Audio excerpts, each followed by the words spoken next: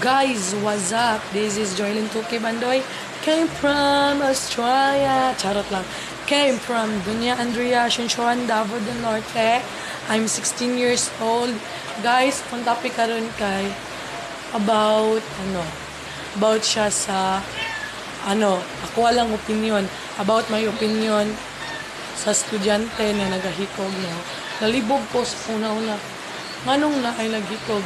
So natural ang tao dili mabuhi ug walay problema. Ang tao dili mabuhi ug walay problema. Gihatag na ni God kay pagsubok nga gisubok ni God unsa imong kaya ug unsa imong hina. Ana na siya.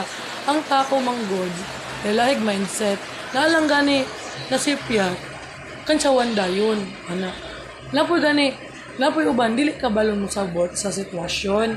Gani anang bisag bisakitan na siya inyo pa yung kantsawan dili ani na ang tao natural estudyante ra pug ko magkamali pug ko dili pug ko perfect ug dili jud ko perfect natural na makasasala pug ko kay tao ra ko ani manggod na ang tao lalayag mindset right dili na to biglaon nga na ingani kay ang hunahuna sa tao mag-una right mag-advance ta sa na iba maghikog ko kay ngani nga no maghikog mo tungod kay ana no dili wala ko ningon nga dili niyo na buhaton na ninyo wala ako opinion lang na makasabot pud ang tanan